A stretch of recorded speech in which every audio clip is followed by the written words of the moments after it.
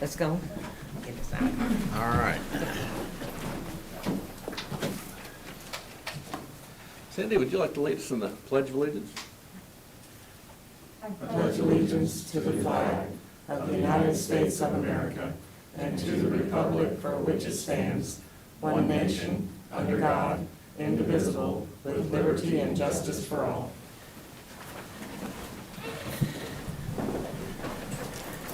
Morning, everyone, and Morning. welcome to the August 6, 2020 edition of Shawnee County Board of County Commissioners. On my left is Commissioner Aaron Mays, who represents District 3. On my right is Commissioner Kevin Cook, who represents District 2, and I'm Bill Rippon, and I represent District 1. Good morning. Good morning. What's first? Very guys, first thing is consent agenda. I would move that we approve the consent agenda. Second. Motion's been made by Commissioner Rippon, seconded by Commissioner Mays. All in favor, say aye. Opposed? Motion carries 3-0. Next item. Item 4, new business, A, County Clerk number 1, consider all voucher payments.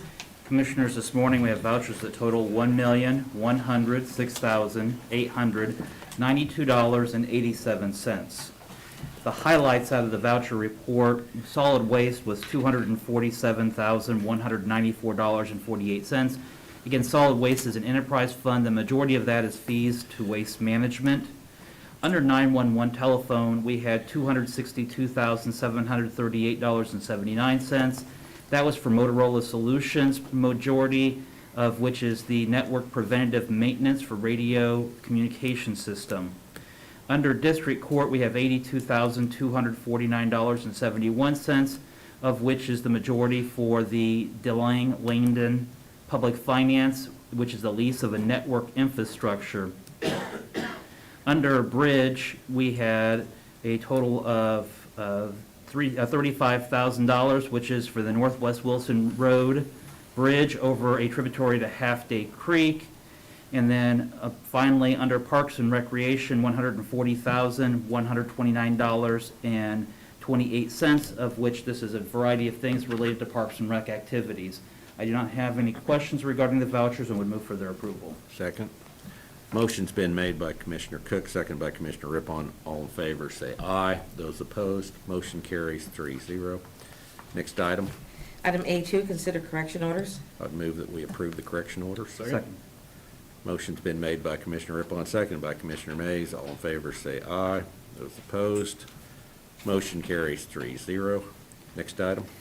Item B, Human Resources number 1, consider approval of request to fill the newly created media coordinator position with a minimum annual salary range, including benefits, of $77,162.16, with Stephanie Kuhlman to assume the position on August 10th, 2020, with funding from the reclassification of an existing position in the Information Technology Department. Good morning, Commissioners. Angela Lewis with Human Resources. Stephanie Coleman is here with us today. We'd ask her to come up and be able to introduce herself. This position is new to the BCC office, but is not new to Shawnee County in that it is a reclass. So it will not start at 1. It will start at 1316. Stephanie, want to come up? Good morning, Commissioners. Stephanie Kuhlman. I've had the pleasure of working in the Shawnee County IT department for almost 8 years now. However, my background is actually in art, and I've been a graphic designer professionally for over 20 years. So I'm very excited to get to be a little bit more creative and artistic with this position. And I look forward to working with the commissioners as well as Susie and Amanda beginning Monday. Very good. Very happy to have you here. Thank you. Welcome aboard. So, I'll move to approve. I will second. Motion's been made by Commissioner Cook, seconded by Commissioner Rippon. All in favor, say aye. Those opposed, motion carries 3-0. Thank you. Thank you, Angela. Next item. Item C, Health Department number 1, consider approval of request to create and fill the following positions with funding from the KDHE Epidemiology and Laboratory Capacity Cooperative Agreement Grant, and to fill any position that becomes vacant as a result of filling these positions. A, Infectious Disease Administrative Assistant at a salary including benefits of $46,248. B, infectious disease services team leader at a salary including benefits of $70,533. Good morning, Commissioner. Linda Oakes from the Health Department. I'm asking approval for these two positions today to round out the infectious disease division. We've had our division manager already start, and he'll be here Monday for me to introduce him to you. The first position, the administrative assistant, will help with clerical support, data entry, those kind of functions. And then the team leader will supervise the EPI, the administrative assistant, and then we have quite a few intermittent employees now working in the COVID response, so that person will also supervise those folks, work with the nursing homes if we need. We have a school liaison, so that person will fall under this division. So this should hopefully complete what we need as far as permanent staff, unless something changes in the virus. But right now, I think this will give us the capacity we need to continue and improve our response. And this grant is actually a 2-year grant. I know there's a lot of grants flying around. So it does cover them for the 2 years. We will, at that point, then be able to redistribute some responsibilities and be able to keep them on. I'm confident that we'll be able to keep them on as permanent employees. And they are in our 2021 budget. So I'd be happy to answer any questions at this point. How long has this grant been in existence? Is this a new grant? Or? Pretty new. We brought it forward last week. Okay. And applied for it. The grants I mean, just keep popping up, so. But has this grant been out there for years, or is this just something No, new that? this is a new one for the COVID response. But, I mean, the reason it's 2 years is that we know we're very hopeful that we're going to have vaccinations to give, and so this division will also be in charge of that response of giving out the vaccine. Is this a position that, oh, well, of course, it's covered by grant, isn't it? Yes. So, okay, all right. Chairman? Sure. If I can kind of pick up where you're going. Linda, we have had a number of grants that have come forward to the Health Department. The Health Department has grown significantly in response to COVID. I mean, with the amount of work that you're doing, amount of the people that we're employing, people that you have under your direction. Are these two positions today ones that you would see outlasting COVID, or are these going to be, when COVID is resolved at some point, these positions would go away? Where do you see the future of the Health Department going with the number of people and just kind of the vision of the future of the Health Sure. Department? I do see these as permanent positions, and here's why.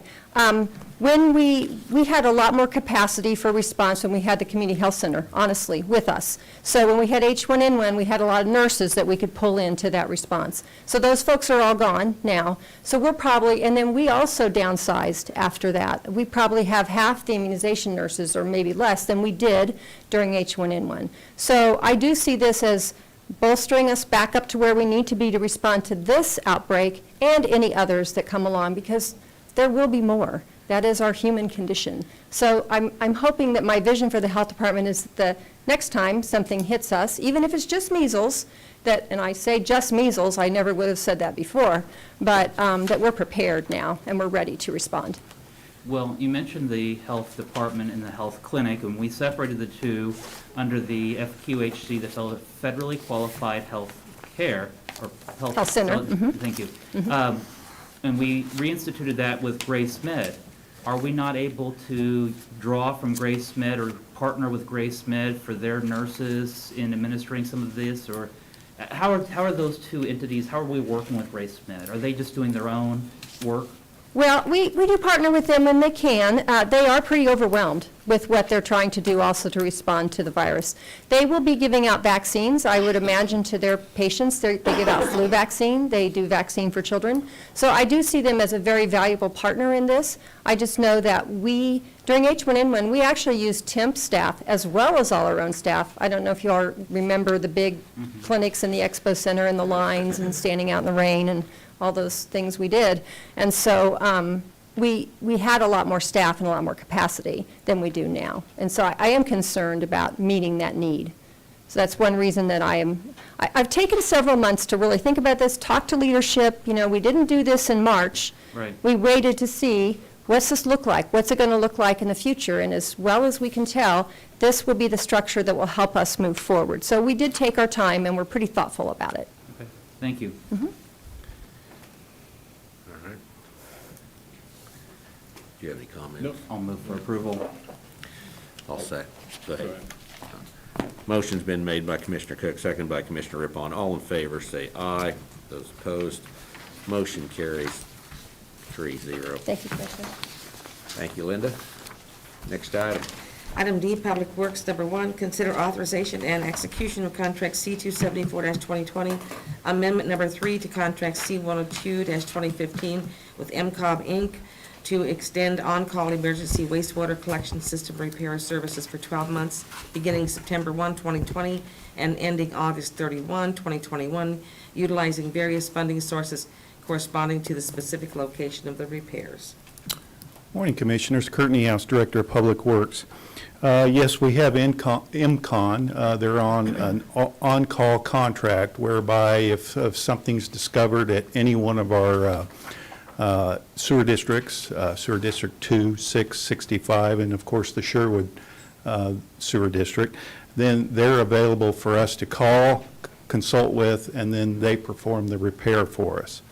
Since 2017, we've paid MCON approximately $467,000, with all but $15,000 of that for Pump Station 60. I would say this arrangement, this business partnership between the county and MCON has been very successful. It's helped Public Works immensely, and we would like to continue it for one more year. And that's why I'm here before you with this amendment number 3 to extend that until August 31 of 2021. Questions? Questions? Yes. At the end of this term, would you consider going out to bid and then seeing what others, having that on a cycle like that? If that's the pleasure of the commission, we sure would. Is there an option for another? Yeah, we could go into perpetuity, essentially. I mean, I defer to a county counselor on that, but we can continue with the one-year renewal, or we can go out for RFQs. And how many years did you say were? Well, the original contract dates from 2015, so, and we're talking here about amendment number 3. The original contract, I think, was for 3 years, and that kind of brings us to the present. I think maybe just, periodically to have those renewals. I mean, even though MCON has been doing a great job and we have no issues or complaints, just periodically going out to make sure that we're opening up to the market. Sure. But All right. I would move to approve. I'll second. Motion's been made by Commissioner Rippon, seconded by Commissioner Mays. All in favor, say aye. Those opposed, motion carries 3-0. Thank you, Commission. All right, next item. Item E, Commission, number 1, discussion of proposed 2021 budget. All right.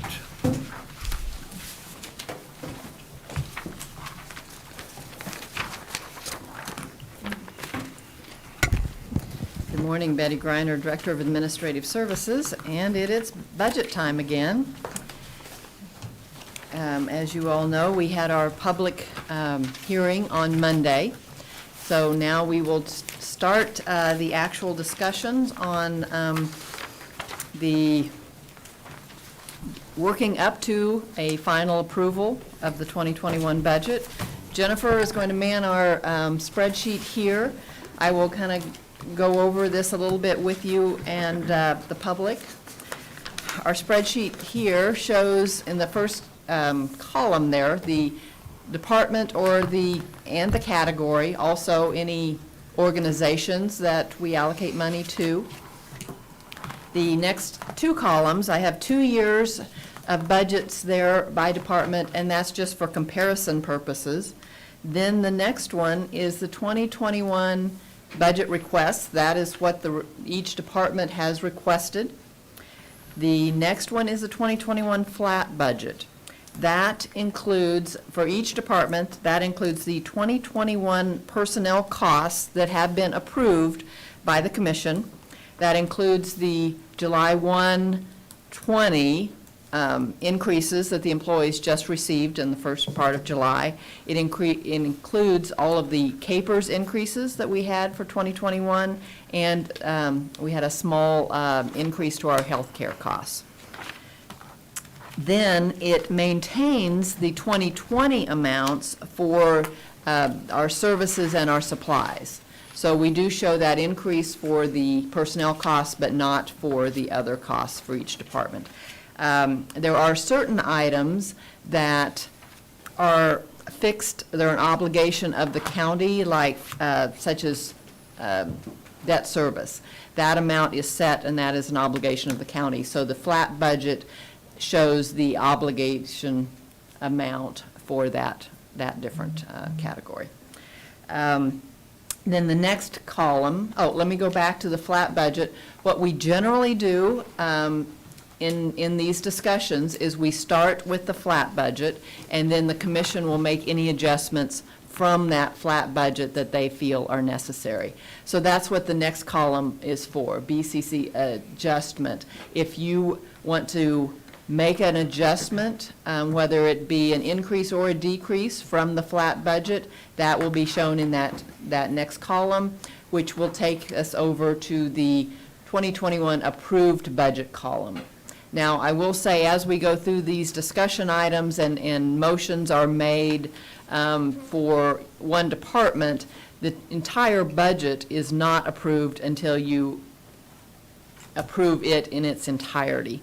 So those items can always be revisited and changed as we work through this process. At the bottom, if Jennifer will take us down to the bottom of this, it shows the estimated mill levy, and then the change in the mill levy from the prior year, whether it would be an increase or a decrease. In speaking with each one of you individually, you have expressed your desire to not increase the mill levy this year. So because you have expressed that desire, I have shown here in the yellow there, it says estimated use of reserves. In order to fund the flat budget without a mill levy increase, we would need to use $1,601,000 out of reserves. So what I am saying, that in order to maintain the current mill levy, and we estimate that it's really not, it's determined by the county clerk after the November final valuation. So I estimate it here what it, like I say, the best I can estimate at the time. But what I'm saying is you would either need to make budget cuts or you would need to use reserves in order to fund a flat budget and not increase the mill levy. So what I would advise is that we start going through these. We can start with any category you want. We could start with any departments you would like. We can start in the top and go down, however you would like to proceed.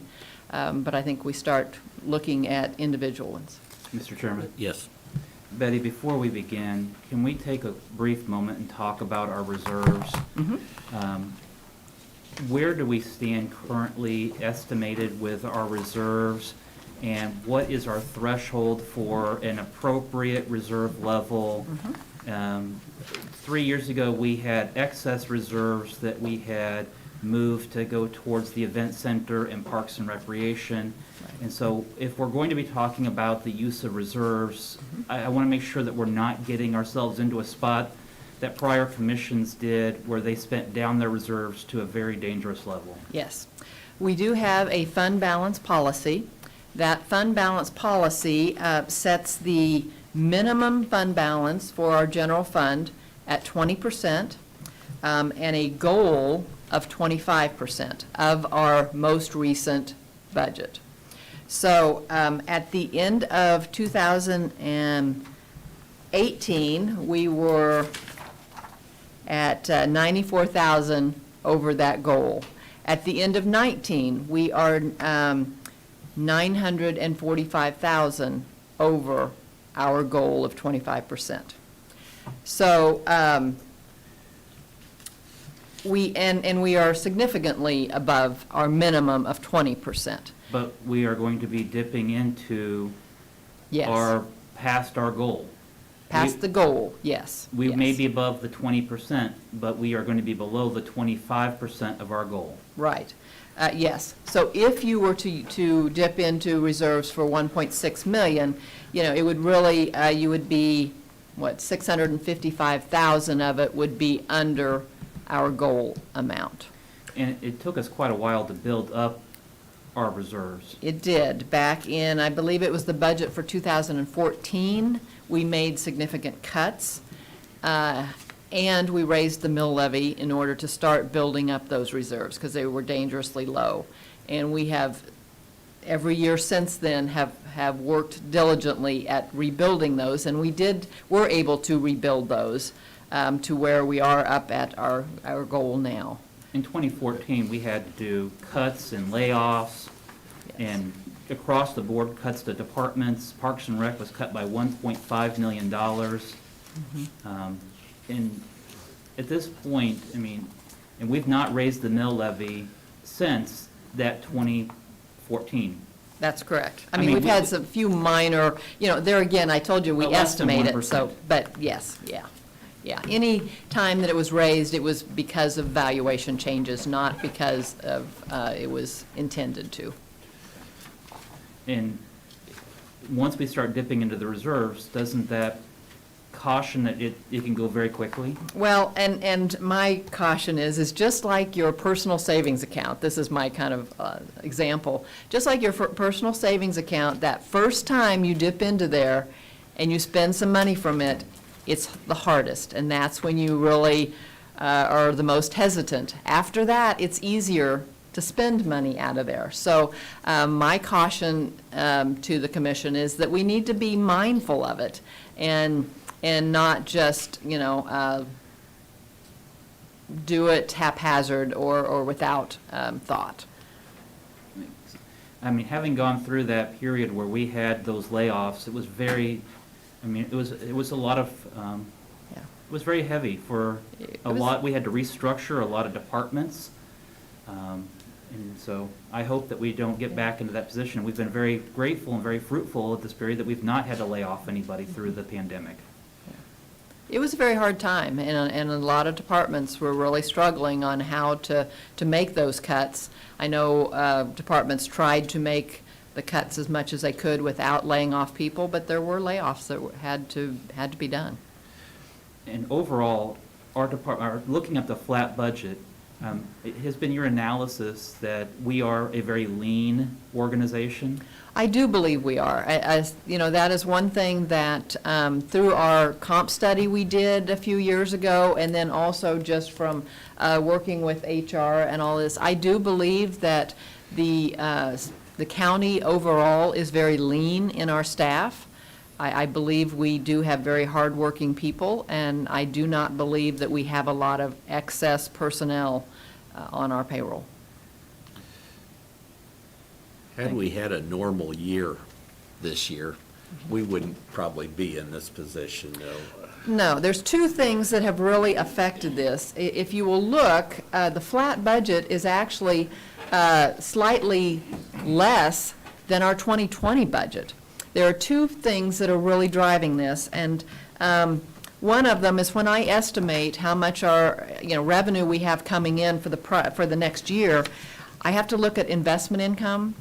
I am looking at a decrease of $2.3 million in our investment income for 2021. The Fed, decreased their Fed fund rate, interest rate to nearly zero, and the latest they have said is that they intend to keep it there through 2021. By statute, we are very limited in what we can invest money in. It's mostly just items that are interest-based, interest income, rather than, stocks or anything like that. And it's mainly just treasuries, CDs, and interest accounts, interest-bearing accounts. So we are very limited in that. So that is a big hit we are going to be taking. We had significant investment income that we will not have in the future. The other piece of that is that I have increased our estimated delinquency rate for property taxes. I have increased it from 1.5% to 2.5%. I am concerned that as people get behind in their mortgages between now and the end of the year, that come January, we will see an increase in delinquencies in that. I have talked to mortgage companies to see what they are seeing, and originally had even thought that that rate might have to be higher, but after talking to the mortgage companies, they say right now, things are looking pretty good. They are not seeing huge delinquencies, but they also expressed concern about between now and the end of the year. So, it's kind of a balancing act of trying to not overestimate what those delinquencies might be, but not underestimate them either. So what I have estimated them at is 2.5%. That is just increasing them by 1% from this year. So that also affects this, because of the amount we will levy, we are expecting to receive less of that. So those two items are making a significant impact on this number. I realize that sales tax is not our bread and butter, but what kind of projections are you hearing from the sales? Well, I did, after we had our last meeting, I did go back and look at the sales tax that we received for May, and it was higher in May of 2020 than it was in May of 2019. Now, my speculation or my opinion is that is for two reasons. One, online sales continued to be high even when people were at home and not going out so much. But also, the state of Kansas started to really look at and really enforce sales tax at the state level for those online sales. Before that, online sales were not, a lot of online sales were not paying Kansas sales tax. And the state really changed their position on that. So I think we are now seeing most online sales, we do collect state sales tax and local sales tax on that. So I think between those two items, that has really helped our sales tax receipts. So if April and May were slightly above 2019, I have no reason to think it won't continue for the rest of the year. Chairman. But Betty, the sales tax, it's an interesting component, an interesting discussion, but it has very little relevancy Yes. to Shawnee County. Well, and especially this discussion, because it really does not affect our general fund at all. It's our capital. And unless Commissioner Mays has a crystal ball that he's not sharing, we have no idea what our delinquency rate's looking like. That's correct. This is just my best guess. And that really is, our property tax delinquency is going to be our majority of our driver in how our budgets look like for next year. Yes, it will. And like I said, I tried to talk to people, in the community that have information on it, but they don't know what's going to happen either. This is just, there again, my best guess of what I expect it to do. I did have a conversation also with the appraiser and the treasurer and the county clerk, and so we kind of got our heads together too, and had a discussion on that and where we were thinking it might go, and out of that discussion is where it was really suggested that I go to the mortgage companies and talk with them, which I did. Mr. Chairman. Yes. Fellow commissioners, I would really strongly urge us to look at approval of a flat budget, not to dip into our reserves any more than is already allocated to $1.6 million. If there's a way to avoid dipping into the reserves, I would caution us to do that. This reserves, 8 years ago, we were looking at a very dangerous level of our reserves. The county commission had spent down the reserves to not raise property taxes as tax relief. And it placed us in a very precarious position. We've had to work very hard, and there's been a lot of sacrifices by all departments. All of the department heads here have made sacrifices to get us to where we're at, and I would hate to see us go through that as quickly as it can go. And so I think that now is the time to be fiscally conservative, and until we know better what the economic impact is going to be, obviously, if there's major adjustments, we can make adjustments next year as we go through. If the tax delinquencies don't happen, if we wind up having more money coming in, if things look better than they are now, but I would strongly urge us to take a conservative approach and adjust our 2021 budget on a flat budget, making no more allocation of the reserves than's already, and not making expenditures or unnecessary expenditures into the departments. Every department has needs. Every department has very, very good projects, and all of our budget hearings outline their needs. And it's not to say that it's not needed, but we do need to be very cautious at this time. So if we do look at expanding the use of reserves, if we look at expanding programs, I am going to be a no vote on the budget, and just to let you know where I'm at. Unless we can find ways to make other allocations. I agree, is this the time to be conservative? We can't, not a time to. Mr. Yes. Chairman, with all due respect, I mean, I agree, we do need to make some budget cuts here. But we just heard that we are $945,000 over our goal. Which is, we would But have it's some. not, but, I mean, I think it's not our money. It's taxpayer money, and they expect to get their money's worth. I mean, if they're paying in, they need to, I think we need to, spend this on the services that they expect to receive from their government. But at the flat budget, we are still borrowing we're taking 1.6, so we're taking our 945 and then adding an additional 700,000 to it. Well, I would be, I mean, then I think we can cut that 700,000, but I do think that we don't need to have any more reserves than what we've set as our goal. I would agree with you, if we can, the excess of the 25%, but then we would be looking at making cuts to our flat budget of 700,000. Yeah, his suggestion of a flat budget, would you be using that 954,000 plus 655,000 more? Correct? Yes, that's correct. Perhaps I'm misunderstanding. To get- Explain, so you're saying we should take that 1.6 million? Correct.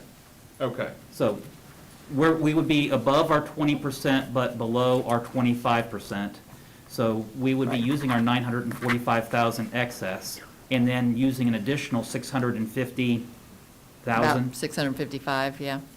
Okay, that's not the way I heard it. No. I thought you were saying that No. we needed to No, not That's dip why into the reserves. That's But- what I thought, that's why I was trying to Right. clarify. 'Cause- but not to Yeah. go any more Yeah. into our reserves than that amount.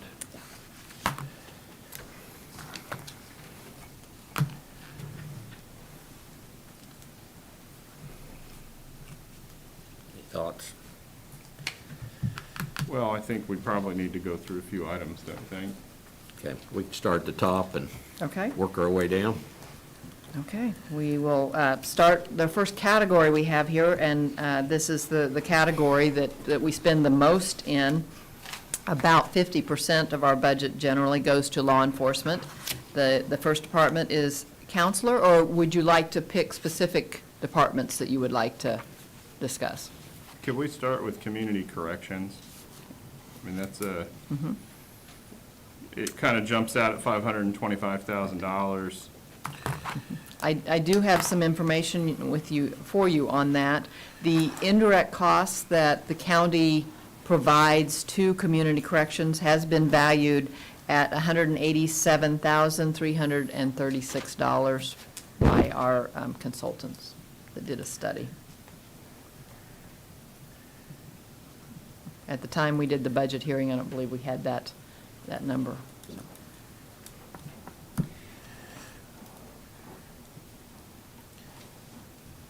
During our budget hearing, Betty, we talked, Tim Phelps spoke to us about the reason why we would need to add to that, and that we became aware that there's a recommendation that we have a match of the grant that was Right. allocated by the state, Right. but we've never done that previously. We have not. Now, these indirect costs, like I say, that's not money we've actually provided to them as a subsidy, but it is money that we have provided the services to them for. And that would have been the only match we really would have done in the past. So we had like in-kind services. And that's what I'm talking about, this indirect That was cost of that was our 187. match. That's more of a in-kind contribution to them. Could we still keep doing that? Oh, yes, that will not change. It's just, when we were talking about before, I didn't have a number for you, that it's valued at $187,000. So out of the 525,176 minus the 180,000, what is the remainder?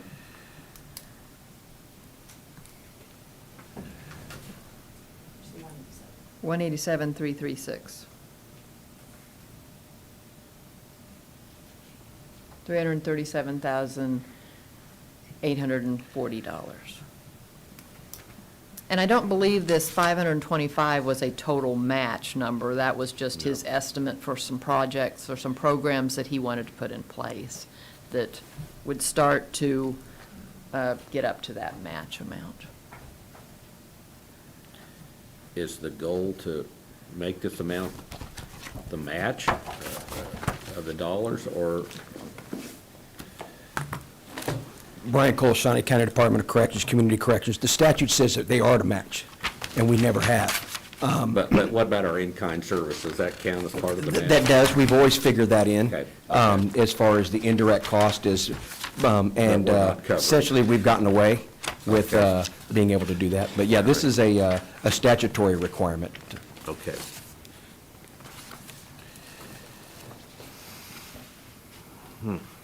Just for clarification, so you're saying the entire amount, that 525,000 is statutorily required? Or is there, Statutory requires that Shawnee County match whatever they give us, which is $2 million. And we've never done that. Before, the county has footed the whole bill in the past, and in the last 25, or the state, excuse me, the 25, 30 years, the state has funded it all. And when we took it back over, I had our staff go back and look at everything, including our budget, and that came up. And immediately, we found the statute we got with Jim Crowell and his staff. The reason this was brought up is because it was brought up in our meetings at ISP about who matches and who doesn't. And when we found out that we're the third largest and we don't match, that started concerning us. And so this is trying to basically get us to where we can start in good faith to the state, showing that the county's going to start assisting community corrections. Mr. Chairman? Yes. Brian, is community corrections required by statute for Shawnee County for the intensive supervised probation and juvenile Yes. supervision? That So is a This is statute. a statutory requirement that Shawnee County have a community corrections office. Yes, I've asked that question more than once, is what happens if we just shut down the shop? And Tim obviously explained to me better, said, no, this is our program. The county the state gives us grants to help us with our program. So we are statutorily required to have this. And then we would get into, possibly could end up being litigation with the courts if we didn't have it. At least that's what Tim, but to answer your short question, the answer is yes, we But are the Shawnee statutory. County Court, the judges and their staff are funded through the state, through the Office of Judicial Administration. The Shawnee County Clerk, District Court Clerk, is funded through the state in Office of Judicial Administration. Correct. The Shawnee County Court Services and all the court service officers are funded through the state, but community corrections is required to be funded by the county. Yes, it is our program, yes. And The community Department of corrections is supervising the most violent of the offenders, Yes, and we're on parole. yes. It's basically to prevent them from going to prison, yeah.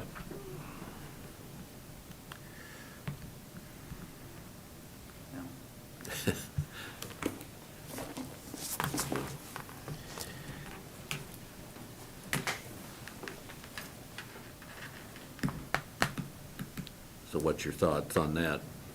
Well, if we, We're kind of stuck here in a way. I guess, if I may, where does this particular, the 525, 176, how did you arrive at that particular number, please? That came to the staff and the programs to be able to enhance. That was to add, I believe, 2 adult correction special, or 2 adult ISOs, a juvenile, and a programs manager to manage it. So a lot of it came with the staff, which was about 200 and some thousand, and the rest of it was for programming. That KDOC is asking us to do. Are you fully staffed in that department then, or now, or? I believe we are, yes. It works on a system of, as far as money comes, as far as the, comes on a formula that allows us the amount of people, and we get the certain amount of money we get from the state right now is just allows us to fund or hire whatever they give us. So what we've given, but yeah, we have, last I talked to Tim, when it comes to the 3 biggest counties, our caseload is high or higher than Johnson County or Sedgwick County, but yet we get less funds, yes, from the state. What will be the expectation next year's budget? Will it be more? Well, I think, we're hoping that this will be a good start and that we're able to do this. I don't want to say that every year that we're going to be coming more and more each year, but I would say that is a possibility that the state they could pull all their funds at any time, whatever they don't match, if they wanted to get upset with us. They could say, you're matching 500,000, for example, out of 2 million, we're pulling our 1.5 million, you guys can fill it all yourself, we're not going to support your And then program. without the resources to supervise the most violent of the offenders on parole, I'm sure that the community would be in much support of that. Yeah. And the courts, like I said, the reason I brought up the courts is the courts have to have an option to sentence people, too. And that's what we're concerned about. The courts would get upset with us if we didn't have it. I'm not saying we're thinking about closing that shop down. Well, so you mentioned without the resources to supervise these folks. So if there are no resources to do community corrections, does that just mean they go to prison? Or, I mean, it doesn't mean No, that they'll they just just keep get adding. released on the streets, They'll just right? they'll keep adding to our caseload. Okay. Yeah. And we just, when you have one officer that has 80 clients, that's starting to become very overwhelming. And I believe that we run into problems of somebody not adequately being supervised. If they go out and do something wrong, they're going to say, look, this guy has 80 people, he can't adequately supervise these people. I mean, Mr. Chairman, if our district attorney wouldn't mind, I'm sure that the ISP office and the community corrections is a vital tool to the district attorney in making sure that offenders are being held responsible. I don't know if, again, our caseloads, I mean, I know that the caseloads are a concern, and making sure that they're being supervised. Correct. I don't know if the district attorney has any opinion or on the way out.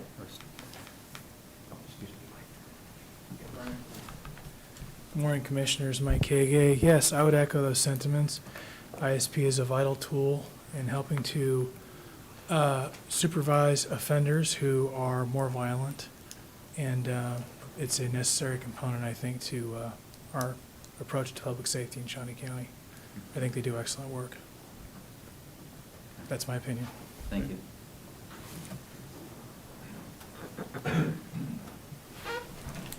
Okay. So you want to just move on down? All right.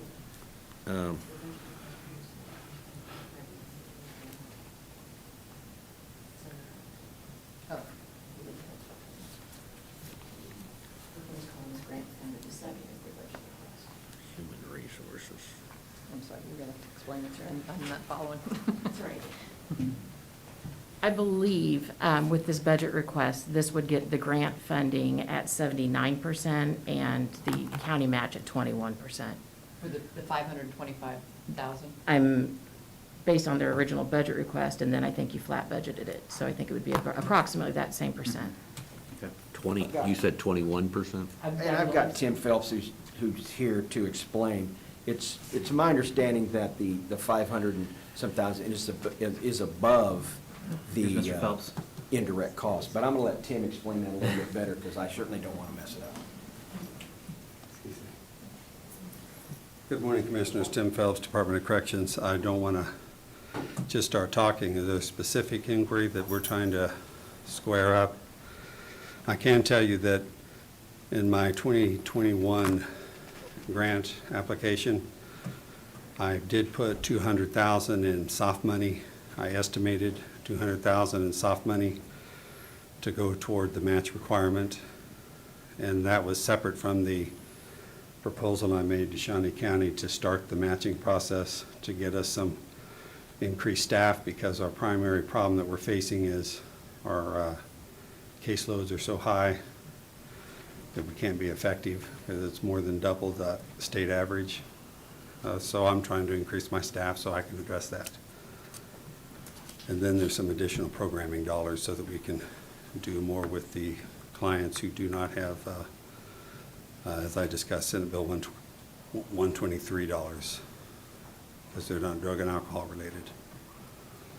So that's kind of the way I structured the proposal for fiscal '21. So, yeah, the 183 that we talked about, that Betty minus that we've already put that in the budget. We've already allocated funds in our grant access to account for that 180. Right. Yeah. I put 200 because I Yeah. didn't know what the number would be exactly at that time.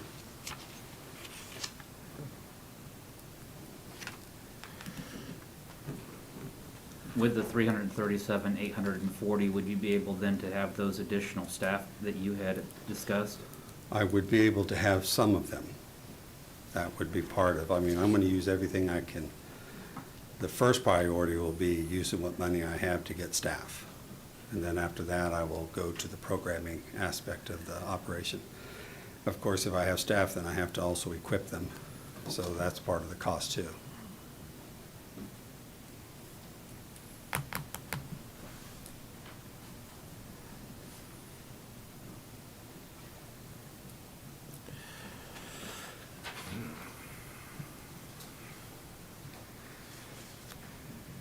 All right. Any other questions? No. All right. All right, why don't we move on down the,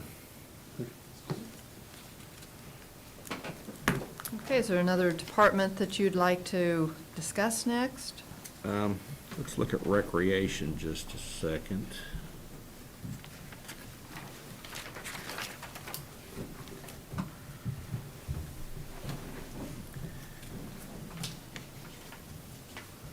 Yes.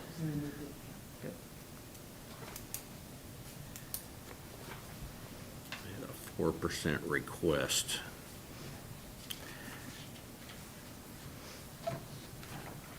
Yes, their flat, but Parks and Recreation, their flat budget would be 14,725,000. They are asking for 15,302,000.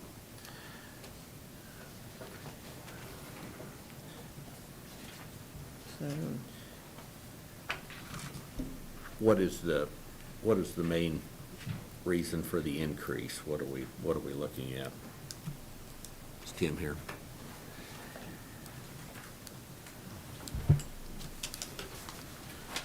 Tim Laurent, Shawnee County Parks and Recreation. I know at least $350,000 of that, or just shy of that, is the addition of Great Overland Station. So that was a request to operate that facility, hire at least 2 personnel that we would, one working full-time at that location and the other adding to our building maintenance crew. Mr. Chairman? Yes. Approximately 8 years ago, Shawnee County purchased 40 acres by Lake Shawnee for $300,000. If we are $300,000 short, and we've not had any, it was at one time going to be our maintenance shop, but we've gone in a couple different directions with privatization of some mowing and outsources of mowing, and I think that we've held on to the property, determining if there's a need at some point If we're $300,000 short, I would suggest that maybe we look at selling that property to allocate towards the Great Overland Station.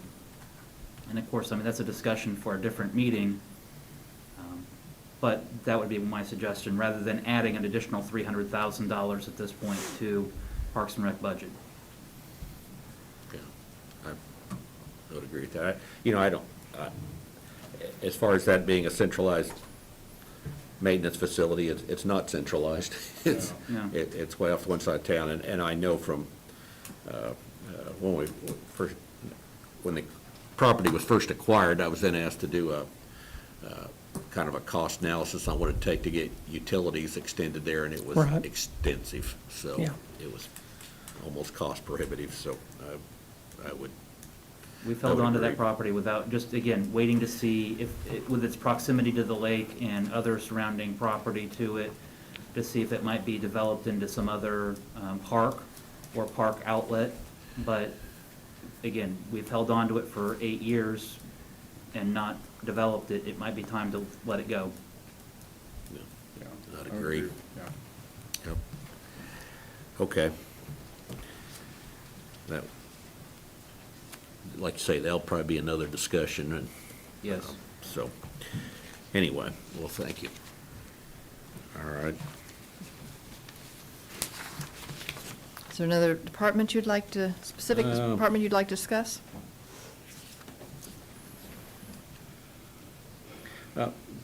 Stormont Vale Events Center. They are asking for additional money this year. I believe that in their budget hearing, they talked about the uncertainty because of the COVID-19. They generally book events out in the future, and they've been hampered at doing that and not knowing exactly what they will be able to do. I will remind you that in their contract, it does allow them to come back to the commission if they have unusual circumstances that come up in a specific year. They are allowed to come back to the commission and ask for additional monies at that time. So, and that is something they may need to do in 2020, that we've had some discussion. They're trying to really wait and see what would be the minimum they would need for 2020. But they do have that flexibility in their contract. If you would not grant them additional money, and if they would need it, they could come back to you later in the year. And this event qualifies as a, like an, I will ask if the insurance Jim, companies but- call it an act of God, or, Force majeure. you know. And Betty, we did, under our capital outlay discussion, we reduced our contingency to half of what we would typically have. And that would Yes. fall under a contingency. It would, yes. Yes, as part of the flat budget, I did increase capital outlay to $2.5 million and decreased contingency to $500,000. Okay.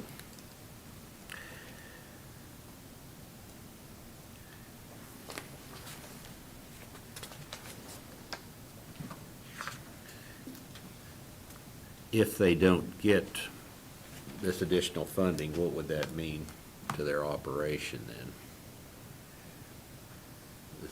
I Did I don't hear believe from- that Kellen is Oh, here, he's not here. so I'm sorry, I don't Okay. know Yeah. that I can answer that.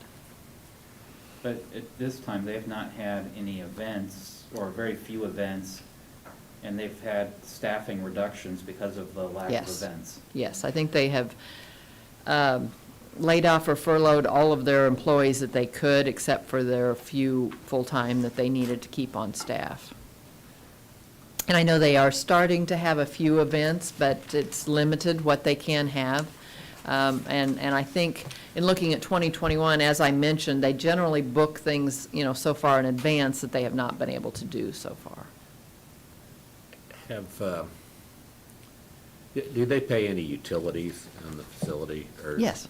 Okay. Yes, they do. I would think some of that would be down just from, Well, and construction part of our going on. renovations too, we have really tried to make some changes that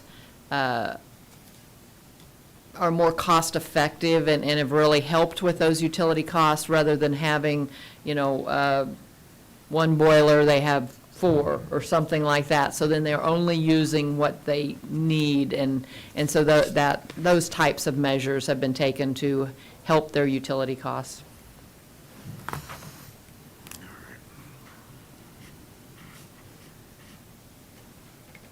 All right. Any other questions about the event center? All right.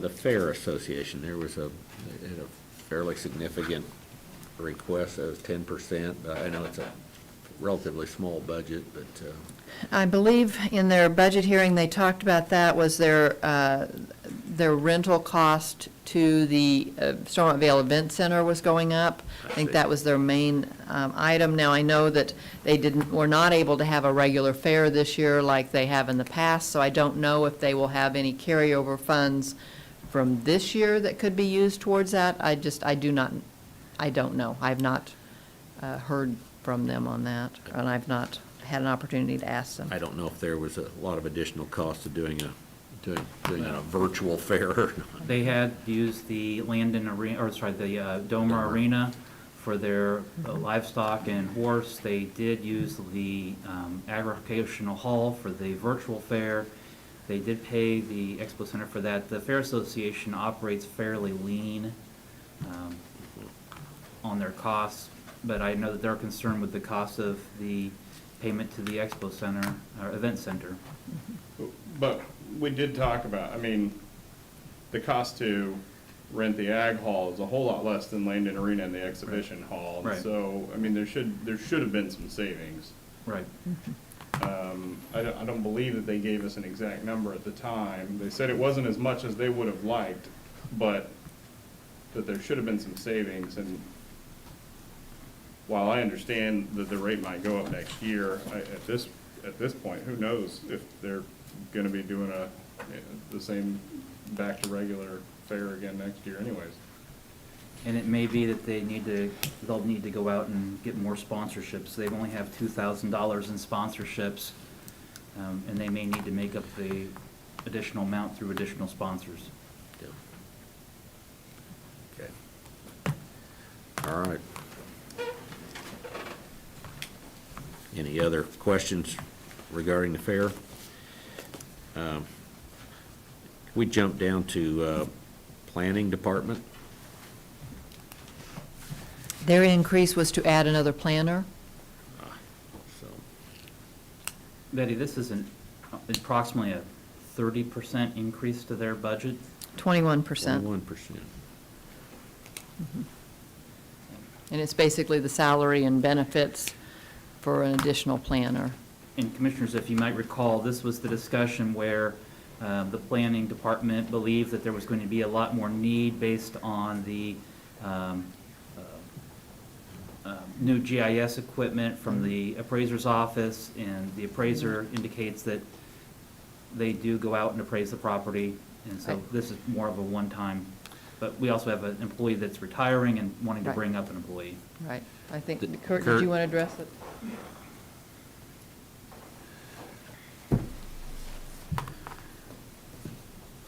From what I recall at the planning budget presentation, Randy Anderson wanted to bring someone on board for 2 reasons.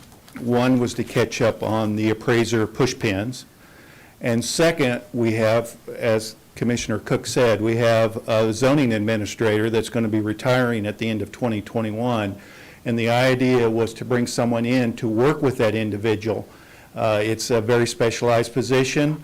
And so, again, work with that individual over the course of the next year and gain an understanding of the position and its importance, so that when our present employee is ready to retire, this person can just fill in on the run.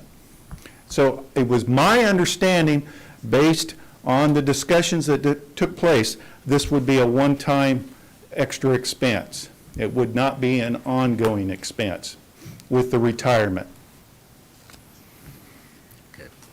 But he did believe the push pin was going to be a repeated, but we believe the push pin will only be a one-time. Yeah, I talked to the appraiser, and he verified to me that he felt like this would not be, the level that we're seeing now would not continue going forward. So, again, I want to stress the importance of merely trying to catch up with the existing push pins and then working with our zoning administrator.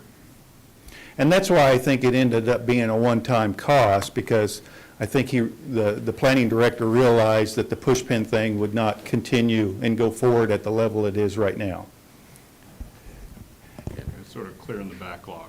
Yes. Yeah. And I'm sorry, I didn't identify myself, Kurt Niehaus, Director of Public Works. Okay. Any other questions? No. All right. Could we go back to the county councilor budget, Jim? Sure. If it's all right with you, Mr. Chairman? Sure, that's fine. We kind of jumped over that, and I know that there were, This is about, we were going to redo the county code. There were, I believe there were two items that you had mentioned in that budget request, and one was sort of the setup, and then one was the ongoing maintenance, if I'm not mistaken. Correct. Jim Crowell, Shawnee County Councilor. Yes, our estimate would be that 15,000 and probably less would cover redoing the code completely, getting the online system in place, the new searchable online system in place, and then it was an approximate yearly fee after that, once we do that, to maintain it. Jim, this has been on our list for a while. Could we go another year? That's your decision to make. I mean, we've been talking about it for 8 years, and getting to it. So, I mean, it does need to be done at some point. And it's a vital resource to the county. If you don't want to put it in this year, I will explore other options for possibly being able to move forward with that in some form. Now, Jim, I remember from our discussion in the budget meeting that the initial cost was pretty low. It was a couple grand, right? And then, If we did it a certain way. and then the maintenance of it, anytime they made a change, it was a couple $100 or something like that. And so it was actually ended up being quite expensive for the maintenance of it.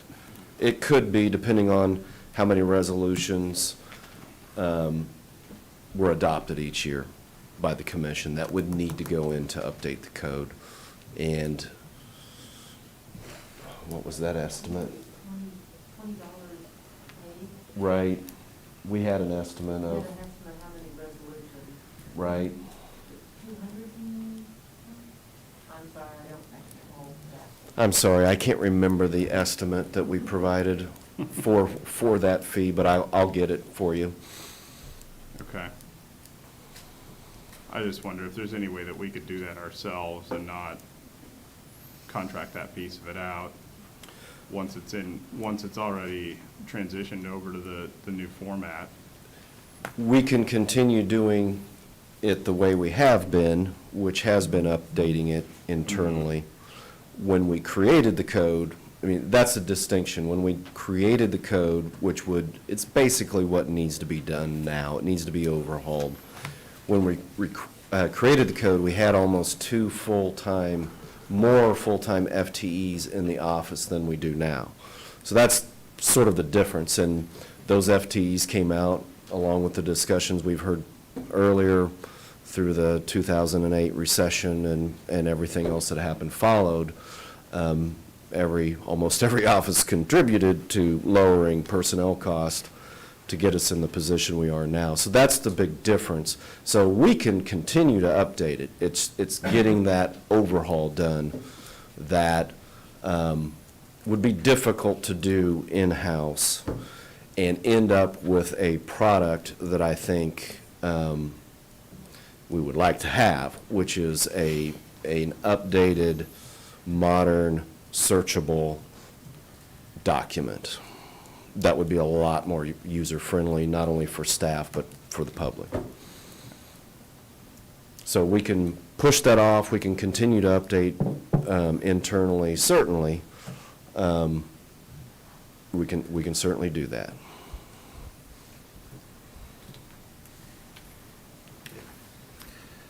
Any other questions? Not from me. Okay.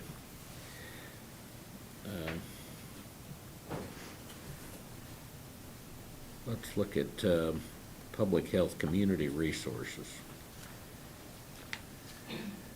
Community Resources is not asking for any increase. I'm sorry, I was looking at animal shelter. That was a 2% increase. We probably,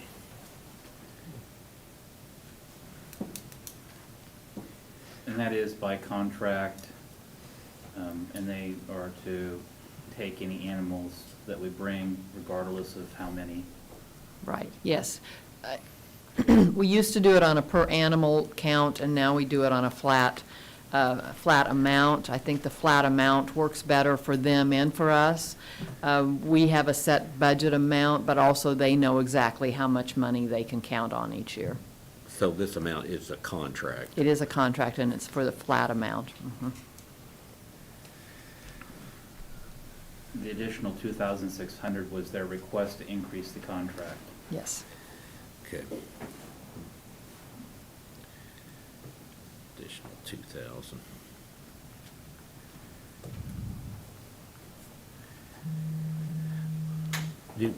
Do we do these contracts, and are they just 1 year at a time? Is that- Yes. Okay. Yes, based on whatever budget is approved for them.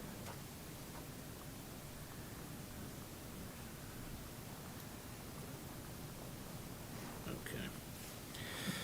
All right.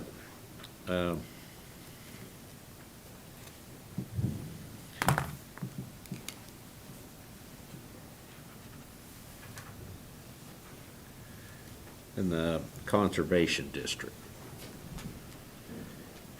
they had a bit of an increase there as well. They're asking for a $3,000 increase, which is a 7% increase. Off the top of my head, I don't recall. Yeah. What I that was for. wondering what-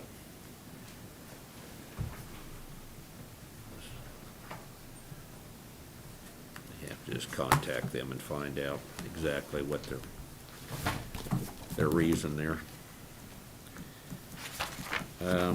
Commissioner? Yes, I think that what they were looking at is, go back to our notes.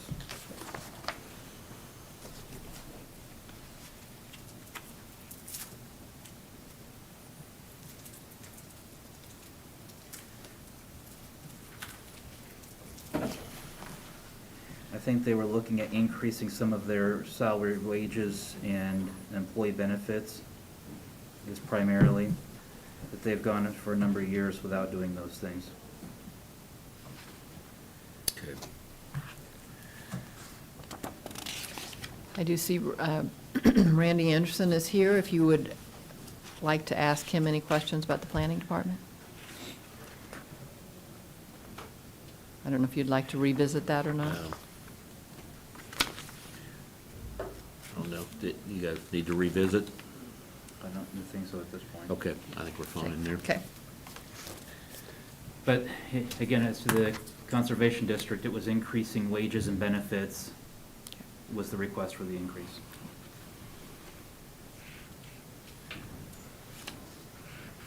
Okay.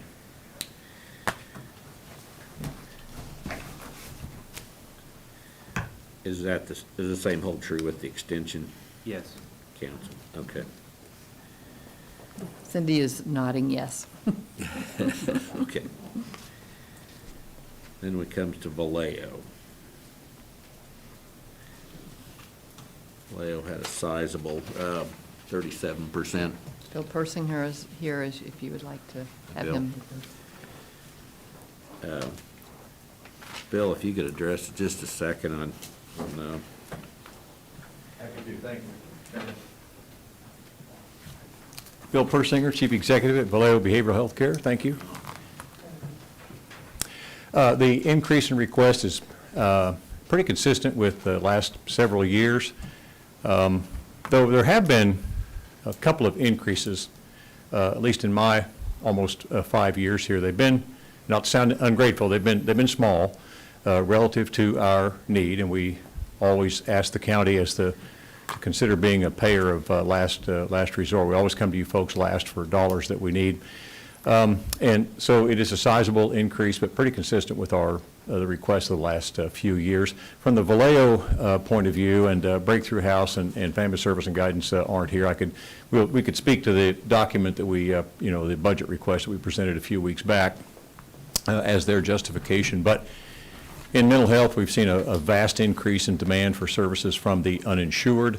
We don't expect that to change anytime soon. It didn't just occur overnight. It's been building over the years in my tenure here. And without Medicaid expansion, without significant increases in state funding, and without new rates from our Medicaid providers, which constitute about 60% of our budget, and even more Family Service and Guidance, we're stuck with pretty much flat funding. You folks are about the only place we can turn right now for an increase in money that is fluid and able to be applied to operations across the board to meet the demand for the uninsured, mainly individuals with severe and persistent mental illnesses, many of them homeless, and folks who typically live on $400, $500, $600 a month. They really can't pay for their mental health care, and you folks are the only place we can turn. I will point out that while the converse is true, mental health is one of those areas where you do have control over how much you spend. You're not forced by the state or the federal government to spend money, and there's an opportunity if you say yes, although you could say no as well, but this is one of those free will things. The county is not required to give mental health in any of the 105 counties any money at all. There's no minimum funding requirement. You could give us $0. You are capped, the way I understand it, at 2 mills. We're almost halfway there. Shawnee County does a pretty good job compared to the other 105 counties. I think the average county funding is about 92/100ths of a mil in 105 counties. I think we're at upper 90s, certainly not at a mil, but not too far away.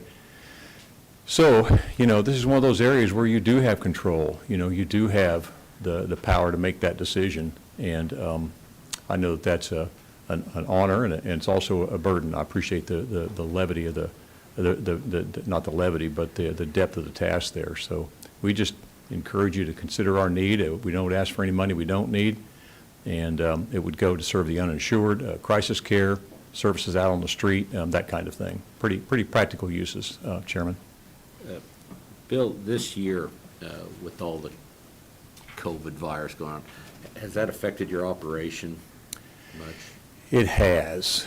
And we don't know what the unmet need is. We had to shut down several programs and cut others by half just to keep the disease out of our facilities. And so far, knock on wood, we've been pretty lucky. We shut down our detox program for a couple of months. We had to cut our crisis beds at 400 Southwest Oakley in half. Those are still in half, and that affects revenue. And we do not admit folks anymore to new folks to our. Just start the time to stand and stretch. Okay. It's a standing ovation. I thought, probably giving a pretty good speech there. Go ahead. Oh, okay, thank you. So, it has, Chairman, affected our revenue quite a bit. We've lost just a ton of money, as had the other two providers, and we've been able to make up for that and are holding our own right now because of the Paycheck Protection Program that we were able to receive. We borrowed $2.7 million. We'll use all of that by the middle of October. And then I think, at least speaking for Vallejo, we'll be pretty much right back where we were before the pandemic hit, and I've told you many times, we're always about $500,000 short of where we need to be. Nearly all of that will go back to the demand for the uninsured. And that would be more than made up for if we could just pass Medicaid expansion in our state, which I know is beyond your power and control. But we're left with you folks as the only place to return to for additional help. And Yes. Shawnee County has taken the position that Vallejo serves as a preventive expense. So for the crime, the sheriff, the jail, if we can address mental illness and drug addiction early on, we can maybe hopefully avoid some of the costs of incarceration. Yes, sir.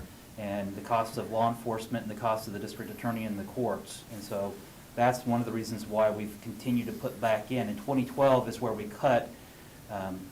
Vallejo's budget in 2012 was $2 million, and we cut them to 182. The lowest point was in 2015, 2014, when they went down to $1.5 million. Correct. And so we've been building them back up. They're back up to the 2012 rate, but they are not at the 2011 rate. And our goal was to try and get back to where we were a decade ago. Yes, sir. And I know that was a year, I think every county department and contractor took a cut. We've always been honored that, the cuts were applied even-handedly. And, we just look at the last few years of flat funding and literally have nowhere else to turn right now.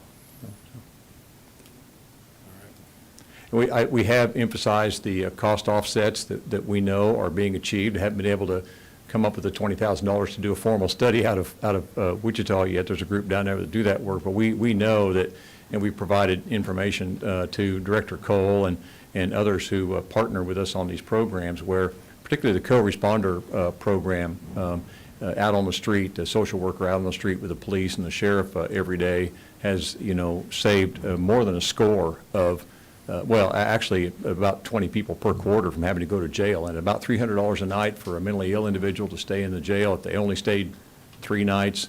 I think you came up with a figure just during a conversation once of maybe just an $80,000 savings in a quarter. Yes. And I wouldn't stand by that number until I look at it again. I'm sure you're right, but we could do some rough calculations for you and have in the past. But, there's a serious cost offset, and I would, that program and others are of concern about how we're going to pay for those ongoing. So, but I don't want to stand up here and, make a list of proposed cuts, but we're going to have to find a way to be fiscally conservative and ourselves and make up for that $500,000 loss somewhere. So. Any other questions? Thank you, Bill. You've all been generous with your time. I appreciate the depth of your work. Thank you so much. Thank you. Just to follow up on that, 1.7 million would be about 1 mil, so we're slightly over 1 mil that we pay for them. Okay. All right. Let's, could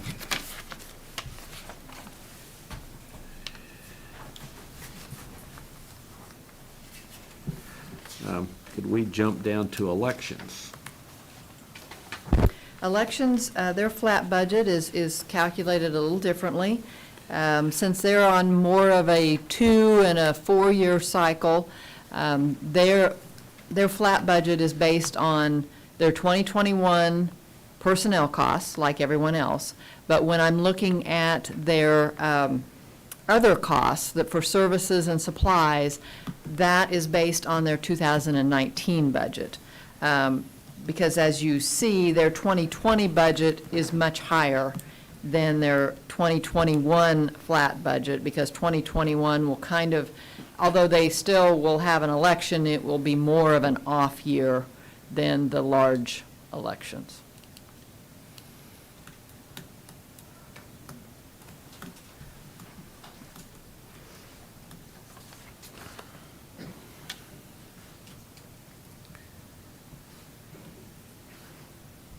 So the 2021 budget, you said, is based more on? Well, their salaries is based on 2021, just like everyone Yeah, else's but- is. but But for the their rest- services, their contracts, their services and their supplies are based on 19. Okay. And I know in their budget hearing, they talked about how they're really more on a 4-year cycle than a 2-year cycle. But to take them back and compare their their, services and supplies 4 years ago, doesn't seem like that would be a good, a comparison, because, then you would have to take into effect inflation and all of that. So that's why we generally look at the 2 years back for that. Okay. All right. Any questions? No. All right.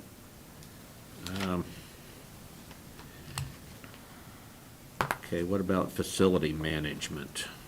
We have a 1% increase. What is that? Anybody recall? I don't recall anything specific. It's just slightly under not. I believe 10,000. it was an increase for the custodial. Oh, that's right, because we will be going out for bid on custodial services again. Contract. And that was an estimate that he's estimating that probably will go up. Okay. Human resources, we have a 4% increase. Of about $20,000. Do you want to address that, Angela? Our presentation should have been for a flat budget. Anything would have simply been increases in salary. Salaries. We don't have any. Under our contractual services, the ACA contract, That's Betty, not gonna go Betty, up. we can't hear her back there. She has to come up to the podium. Our ACA will not go up this year. We have a contract, so we should be fine with a flat budget. Okay. All right.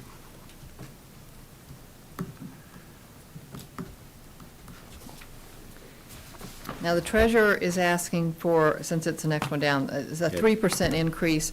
That is due to transferring money to the retirement fund. As with everyone else, when I calculate a flat budget, I do not include transfers to the retirement fund. And that would be the difference between his for a flat budget, my flat budget, and his request is just to transfer money for retirements in the future.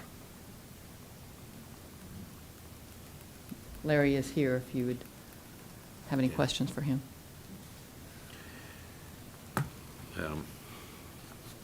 Go up back to information technology.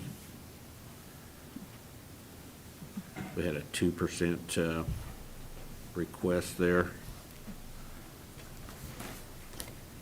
Pat, would you like? Pat, you want to address that just a The second? difference between the two is about $58,000. Morning, Commissioners. Pat O'Blend with the Information Technology Department.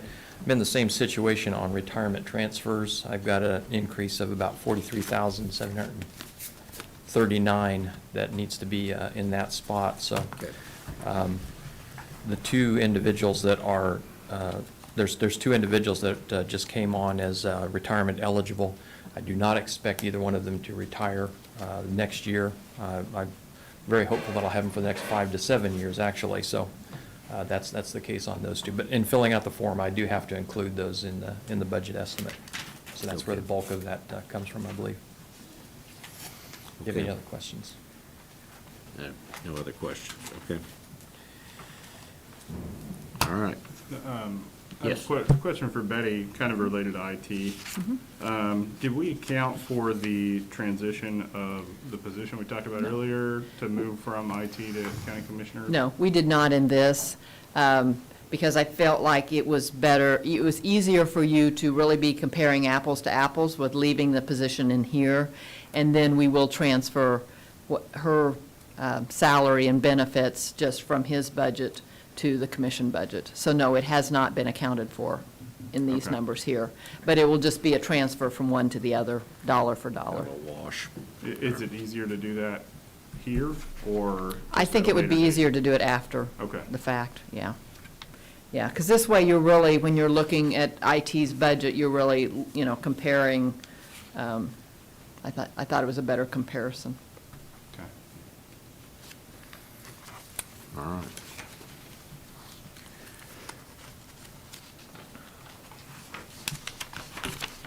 talk about the district attorneys.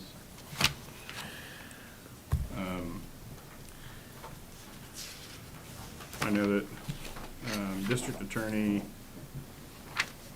would you be willing to come up here for a second? If I'm not mistaken, you had 3 items that you had requested in addition. One was the SAVE program. One was the human trafficking program, and then what was the other one? The third was an attorney position geared at expanding our alternative court system. Okay. I personally think that we need to look into adding that SAFE program and also the human trafficking program positions. And I know they're not included in the flat budget, but I mean, I woke up this morning to a push notification on my phone that an innocent bystander was murdered in at 11th and Gage last night. I mean, this is the type of thing that this program, the SAVE program, addresses. That, you know, I think the return on investment could be huge. That I think it's worth spending a little extra money to try something creative to stop violence.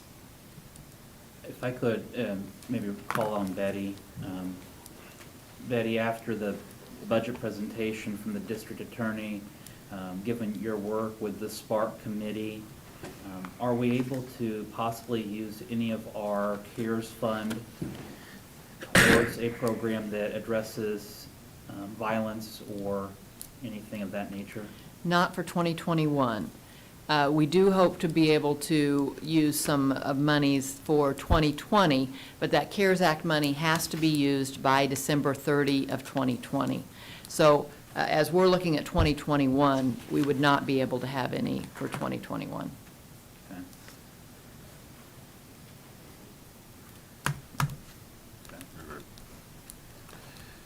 Any other questions? Oh, sure. Sorry. These positions, and I understand you have a very difficult decision to make. The first position is literally designed to save lives, and Commissioner Mays is correct. We lost somebody last night who had nothing to do with what was going on. Innocent people are dying in this community, and if there's a way we can save lives, I think it's worth your investment. I think it's worth your attention. The second position is designed to free people from sexual slavery. I don't know how you weigh the urgency of those two. I understand, again, it's a difficult decision to make. I've heard you refer to reserves as a savings account. Well, if you have a savings account and you have an emergency, I think it's okay to look at that. In my house, that's what savings accounts are for. And this isn't just a need, this is an emergent need in this community right now.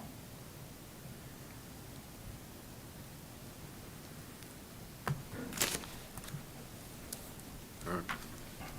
Any other questions? No.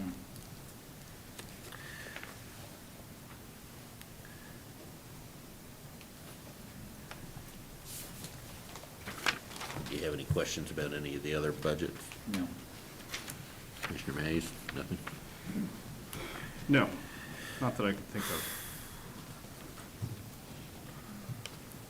So what is the pleasure of the commission? Do you want to start making motions?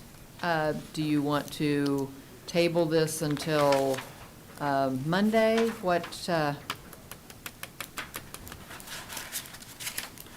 Which direction would you like to go? Perhaps a hybrid. Okay, that's fine too. Well, I would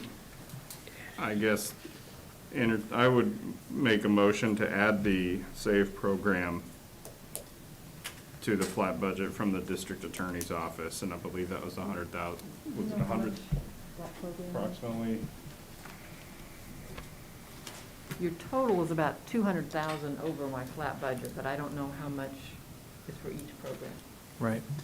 The the SAFE program specifically, the funding was for a $50,000 salary position and I think about 25 in benefits, so between 70 and 75 total. And I think it's the same for the human trafficking position.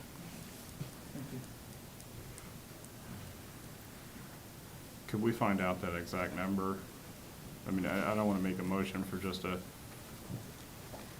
made-up number.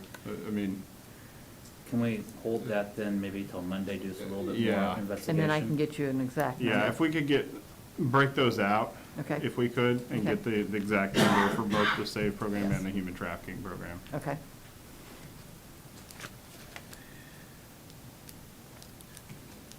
Does anybody else But need I'll plan on making those motions on Monday. Does anyone else need additional information on anything before Monday?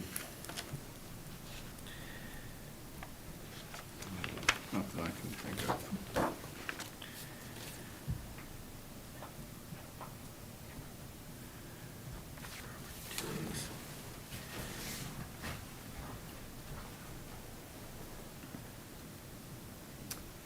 Real quick, I did have a question. Like, the coroner, there was an Yes. increase of, That is by contract. okay, that's what I wondered. We have a new contract with them, and that is our contracted amount Okay. for 2021. Is that a one-year contract, or is that? No, it's a, Jim, coroner,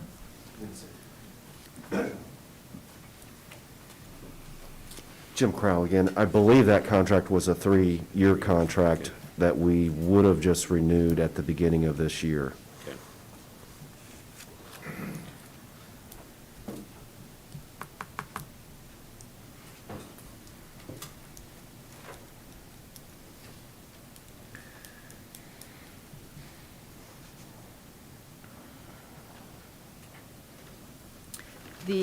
just in case you're looking, the same is true with the Grace Med line. You'll see that that changed to 200,000.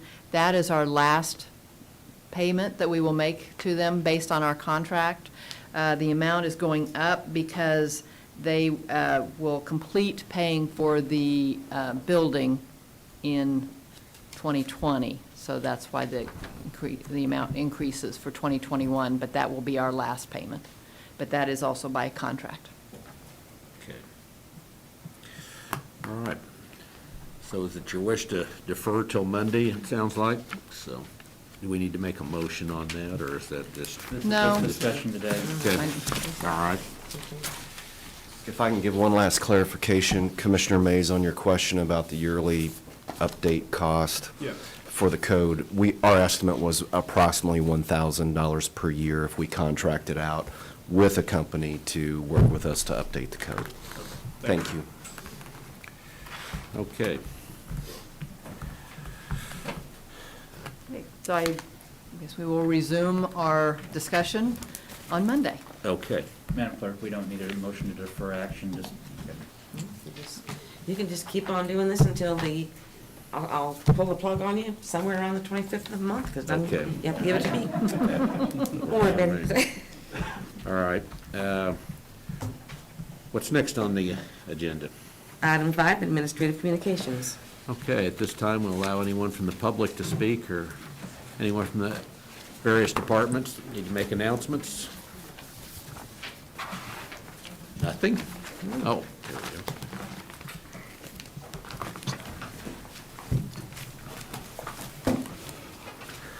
Courtney House, Director of Public Works, some good news.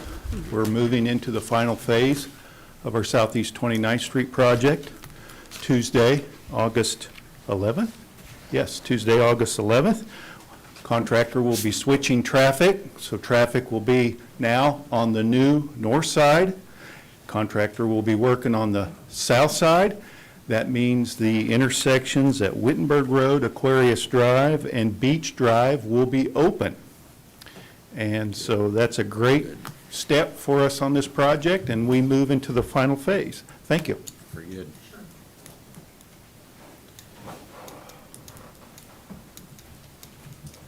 Good morning, Commissioners. Randy Luby, Parks and Recreation. Just want to give you an update. We're at that time of year where this will be the last weekend of the pools being open. However, we will stay open at Shawnee North Family Aquatic Center on weekends through Labor Day, as well as Rossville, since they lost about half of their swim season. So just wanted to give you an update on that. Thank you. I have a question. With schools starting kind of in a limited capacity, are we doing anything in the way of any kind of like extended camps or doing things at the rec We're centers? looking into that. Actually, we looked into keeping at least one pool open. However, all the management levels are going back to college this week. And, you know, maybe a good time to keep the kids quarantined kind of before school starts too. But we do have our community centers open, and they are welcome to come in and participate at the community centers, so. Okay, thank you. Thank you. Betty Griner, Director of Administrative Services. There's been a lot of questions about CARES Act money that the county will have for the community. We are kind of looking at this in two different phases. The first phase is we will be evaluating all of the requests for the local government and schools, and that portion will be determined by August 15th, and then that will determine how much we have for the community, for nonprofits and small businesses. So for and then that phase will start, the second phase, the community phase, will start on August 15th through September 15th. So we have sent information out. Our Amanda, our PIO, has had information out and also had a press conference on this. But just to let small businesses and nonprofits know that after August 15th, we'll get information out on that.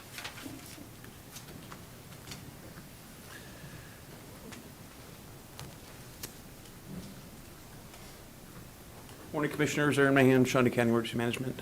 Just kind of a real quick note. Weather's been great this week. However, there's a potential of about 60% chance for thunderstorms to come through this evening. Obviously, hopefully nothing like we saw last Thursday. But once again, just be prepared.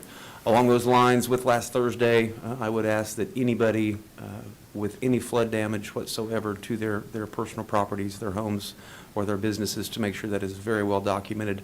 I know that insurance policies companies will document a lot of that, but I would ask that you personally document a lot of that, make a list of every single damage and piece of household item that you did lose in the flooding, and hopefully we can address that here in the near future with the State Emergency Operations Center.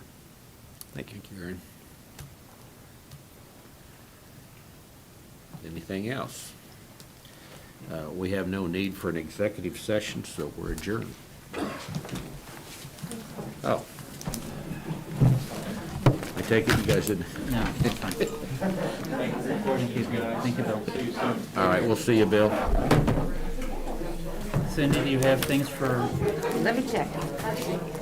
We've got contract.